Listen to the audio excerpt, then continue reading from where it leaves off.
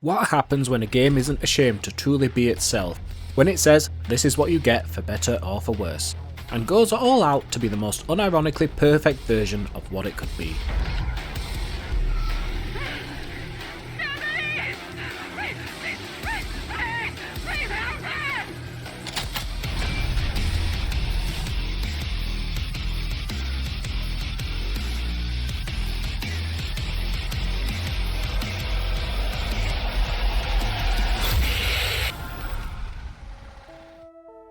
I played Doom 2016 and Doom Eternal in July 2026, and these games showed me how they distilled their own ideas to total perfection. These games knew exactly how to stick to the rule of awesome. For my 2026 experiment deep dive into my Steam back catalogue, these games are the centrepiece. They represent the absolute pinnacle of fun game design mixed with complete technical wizardry. This is the true example of what I mean when I say that the best experiences can run on even modest hardware. Doom Eternal can, after all, run perfectly well on a PS4 at 60 FPS, which is a testament to the black magic of the optimization that id Software has managed. As for Doom 2016, much of what I said for Doom Eternal stands, but just to a lesser extent, which is fitting for the game basically being Doom's triumphant return. It was the foundation built upon that made the sequel the defining masterpiece that it was. Doom 2016 walked so that Doom Eternal could run, dash, jump, and rip and tear. These games look incredible. They are unparalleled for sheer fun, and all of it runs perfectly flawlessly, even on hardware that has no right to handle it. If you are a gamer that has modest hardware, you owe it to yourself to try these games, and they will run better than you think, and show you just how much fun you can squeeze out of your machine. But what truly makes these games just so damn fun to play?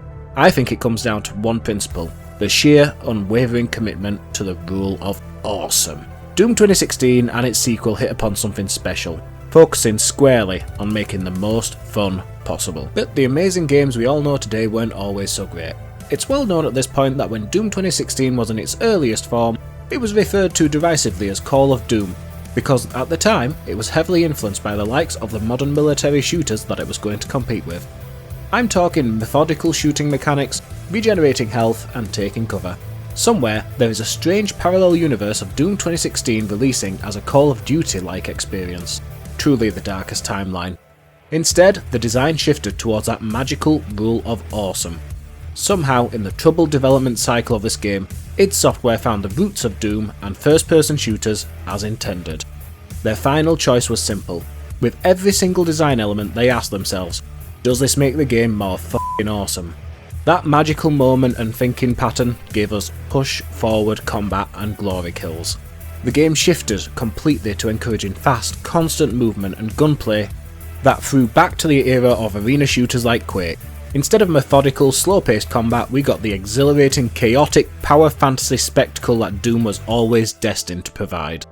Everything fed back into just being a kick-ass, cool and visceral adrenaline rush.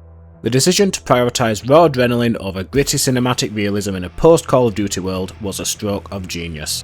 It's impossible to understate the bravery behind the decision to double down on push-forward combat. At the time of Doom 2016's relevancy, as I just mentioned, we were living in the shadow of gritty military sims and cover shooters.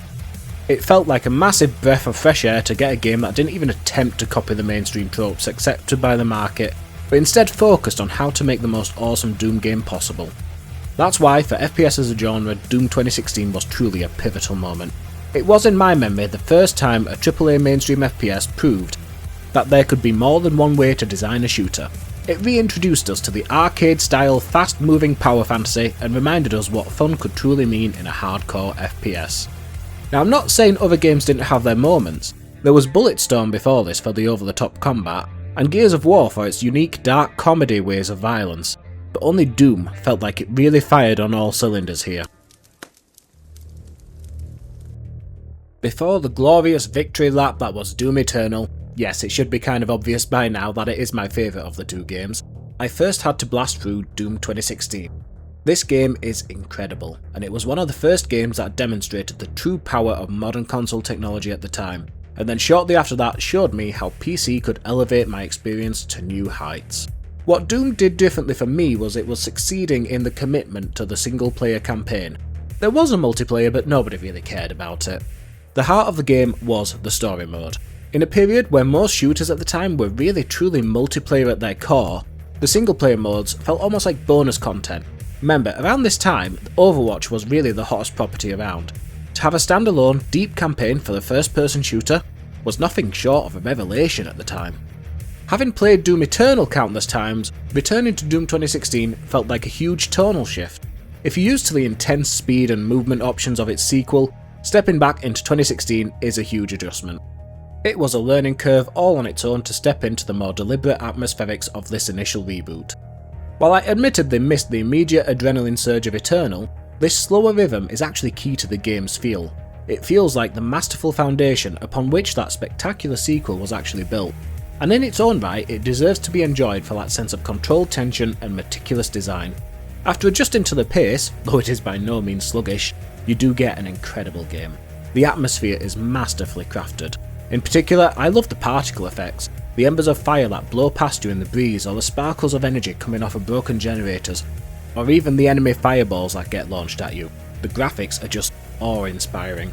They don't just hold up, but considering that this game runs so damn smoothly, they almost embarrass many modern titles that I've attempted to play recently. You get a gorgeous looking game here, and thanks to it running so smoothly, this game runs with a sense of polished smoothness and fluidity, which really supports the brutal sense of speed that this game sells perfectly. You get really immersed into Doom 2016 almost effortlessly, because the game flows with that just perfected rhythm. Now this is where Doom 2016 truly succeeds as a game for me. The immersion here isn't really achieved through realism, but it's instead given me a sense of gameplay immersion through pure flow. The gameplay just melts into your hands and your movements become completely natural, like the Doomslayer is an extension of your very will. That's what this game gets different about immersion than other games. It's a mechanical immersion, achieved by giving players the maximum flow state. And in terms of being unashamedly itself, Doom 2016 is a powerful statement of intent. The Doomslayer's flashes of personality mirror 80s macho action heroes as he cracks his knuckles and smashes delicate equipment. The combat throws power-ups and big glowing items at you, and it's not ashamed to look like a damn video game. Instead, it focuses on that magical rule of fun that I discussed in the intro. Chainsaws pop bright coloured ammo pickups scattering out of enemies like confetti from a piñata. Enemies flash with an outline of orange to indicate that they're stunned for a glory kill. Are these mechanics realistic? Not even in the slightest, but they're clear and readable, and they let you easily spot them amidst the brutal action that takes place on screen, and there's an honesty to that. The main game is mostly formed of mild platforming and exploration between larger combat arenas, where your abilities and reflexes get tested against waves of enemies. The end result is that the game forms peaks and valleys of gameplay. The upgrades are timed well and reward your exploration in the form of more power and more ammo, and by the end you feel like the unstoppable killing machine that you truly become in Doom. The demon hordes never stand a chance, especially not when you have a fully upgraded Doomslayer ripping and tearing through them effortlessly and to kick-ass music to boot. I'm not a big sound guy, but Mick Gordon delivered pure testosterone in music form here. Big props for this heavy, industrial masterpiece of a soundtrack. Doom 2016 is overall just an honest and brutal game that succeeds in delivering a visceral experience focused wholly on fun gameplay. The areas look incredible, the graphics hold up well, and it runs amazingly on most tiers of hardware. The game we got out of this is just awesome. I love everything about Doom. I love the glory kills, I love the speed of combat. It's a power fantasy in every sense of the word, and that visceral violence and brutal adrenaline surge is bested, in my eyes, only by its sequel. Doom 2016 looks awesome, and there just hasn't been much to surpass it in the last decade since it ripped and tore onto our computer screens. It was only surpassed by one lightning in a bottle sequel, Doom Eternal. Doom Eternal is the pinnacle of fun-first, mechanically perfected gameplay achieved with brutal, violent precision. Where Doom 2016 set the foundation for an arcade FPS with push-forward combat, glory kills and constant movement, Doom Eternal took everything and dialed it beyond 11. While Doom 2016 was unashamed to be a kick-ass video game, Doom Eternal was proud of it and became the most perfected version of that idea. The result is one of the greatest PC games I've ever played. Where Doom Eternal succeeds so well is in throwing away anything that does not immediately feed back into the rule of the fun zone, and refines it to a razor-sharp edge. With every little mechanic added and refined in Eternal, it feels like the designers looked at what would be the most fun way to implement the feature and just went with that, always for the better of the mechanical flow achieved in the game. I think what goes underrated in Eternal is actually the way the game mechanics get presented and tutorialized. Every mechanic is introduced in a way that lets it shine in such a way you become comfortable and immediately see the value of utilising it. Every single one of these mechanics are genuinely useful, but the initial design and build-up of your abilities is nothing short of beautiful, for how it slots together your abilities like a jigsaw puzzle, and eventually gives you a complete toolset that you can operate with pinpoint precision. When you finally get that message in the cultist base that you have all the tools you need at your disposal, you truly feel like you're becoming a virtuoso. The resulting gameplay is known far and wide as the Doom Dance, that glorious way that the game gives into pure flow, and you operate on pure instinct. You're dashing, flame belching, you're sniping weak spots, you're being the goddamn Doomslayer laying waste to the Horde. The game has been referred to almost like chess, and I can actually see that comparison. Every enemy has a weak spot, a counter, or a strategy to utilise. You see a Kako demon and you launch a sticky bomb into its mouth for an instant glory kill. If you see a cyber mancubus, you hit it with a grenade or ice bomb just so you can have enough time to blood punch off its armour, and then I like to circle strafe it with a super shotgun to Ballista Combo. Doom Eternal's core combat loop is pure reactive fluency. It's all about how quickly you process the threats in front of you and then dispatch them, to express your own mastery over the mechanics. By the end of the game, you are completely fluent in Eternal systems, and you're a master of combat and destruction. Doom Eternal made me a better FPS player. Its mechanics teach you so well and it trains you in such fast reflexes and precision that other games, including 2016 actually, seem sluggish by comparison. When you're able to quickscope the precision bolt into an enemy weak spot from across an arena, all the while dashing between packs of enemies without ever stopping, aiming down iron sights in slow military sim shooters feels quaint. I even enjoyed fighting the Marauder, which is actually a controversial enemy on YouTube since Eternal debuted. Once I figured out how to prioritise my super heavy enemies, he became a part of the rhythm of my own Doom Dance, and I loved working him into my overall gameplay. I think a big part of this is how you prioritise the enemies you fight as a strategy. And where the Marauder fits in is in forcing you to rethink your strategy and rebuild your flow and rhythm. He can be tricky at first, but just like the rest of the game, once you've spent enough time to figure him out, he becomes just another way to express your own mastery over the game. These graphics also continue the trend of looking just as spectacular as Doom 2016, but the colours are even brighter. Practically every demon type is recognisable from its silhouette and communicates the strategy needed to take it down. This is vital for the gameplay, which is sped up such that every little microsecond of hesitation is punished with brutal efficiency. It's all been amped up to look incredible, while also communicating clearly with the player to allow that magical Doom Dance to happen. And just like its predecessor, it runs incredibly well. On my PC, it barely even dropped below 120 FPS even in the most intense combat, and that just adds to the fluidity of motion that feeds back into the flow of the gameplay.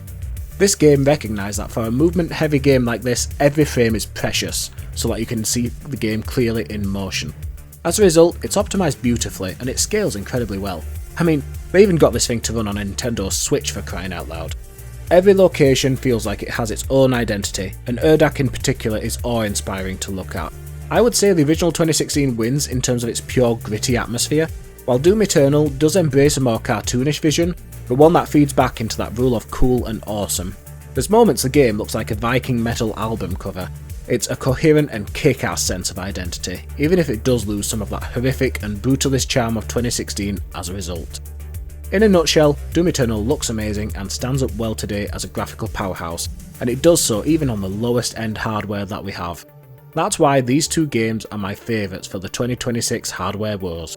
They're spectacular titles that just haven't been bested, they look amazing and run perfectly, and all without your machine breaking a single sweat. This is the real power of optimization. Again with Doom Eternal, the soundtrack is awesome and it's pure macho power fantasy. I listen to The Only Thing They Fear Is You whenever I need a quick burst of energy just to get through my day. It just creates this awesome pounding rhythm of being an unstoppable force. There is a story to be had here, but it's primarily an optional engagement for the lore heads of the franchise. I usually just skip the cutscenes, but they really don't detract from what truly matters about this game, that relentless gameplay. Doom Eternal is one of the greatest games I've ever played on mechanics alone. It's everything that I loved about 2016, refined into pure mechanical mastery and perfection. The sense of speed is incredible, the adrenaline rush, it leaves you feeling giddy, and everything throughout is absolutely firing on all cylinders. Every system feeds back into a strategic, deliberate dance of pure fluency and virtuosity that leaves you overall a better FPS gamer for having played it. Whenever I want a fun time, or just to experience arcade mastery and feel an absolute power fantasy, just to shake off the gamer cobwebs, I always come back to Doom Eternal. There just hasn't been anything quite like it. Nothing has ever scratched that same itch of pure adrenaline in video game form. For me, Doom Eternal could never be anything less than a 10 out of 10. Doom, both 2016 and Eternal, succeed for me because of their refinement for pure gameplay joy. Nothing has ever quite scratched that same itch ever since I played these games. The feeling of speed and power is unmatched. I will always love and appreciate these games for renewing my love of arcade FPS. I found that in my time with games this year, I've started to enjoy really tight mechanics, and I particularly love it when games aren't ashamed to be video games, and focus on achieving a sense of flow and mastery. Others think it's goofy when a game leans on tropes that feel video gamey, but in my opinion, a game is so powerful when it plays to the strengths of the medium. There's very little in this world that feels quite like playing a great video game, and I think more games should lean into that feel and the tropes involved with that. Doom stuck to the rule of awesome, and that is why these games are so amazing to me. In committing to making the most fun experience possible, they've crafted a beautiful amalgamation of game mechanics that remain unsurpassed to this very day. Thank you so much for watching. We're over the halfway point of 2026 now, and these games have given me a sense of renewed energy. Much needed for me given what was a crazy month. It was fitting that I played Doom in this month because, yeah, I went through hell. My personal life completely blew up, and I needed these games to have a sense of catharsis as I was at my lowest. I think I needed to experience something emotionally and mechanically honest in this time, and I'm glad these games are here to bring that home to me. I'll try to keep up, but my summer plans have honestly been kinda smashed up by my problems recently. I do intend to see this series of videos through though, as they've been kind of a source of comfort as of late. It's been nice to have this hobby and see just what I can make. Again, thank you all so much. If you like this video, please kindly do all those lovely YouTube things. I'm sticking with this now, and I think you'll want to follow me as we begin to get through the end of summer and onwards. I've got big plans for the latter half of this year to finish on a bang, and you'll want to be here to see it. Please comment your own memories of Doom or how these games make you feel if you've played them. I personally had a mixed memory of the series. I've always watched it from afar, even in the early days when its first games were released on the PCs of the 90s. I always found myself wishing that I could have experienced it in its full glory back then, but I was too young to really appreciate it in those times. I do love this series, however, and it's been a lot of fun to visit these two games. For now, however, thank you so much for watching to the end, and I'm excited to see what happens next. See you in the next one.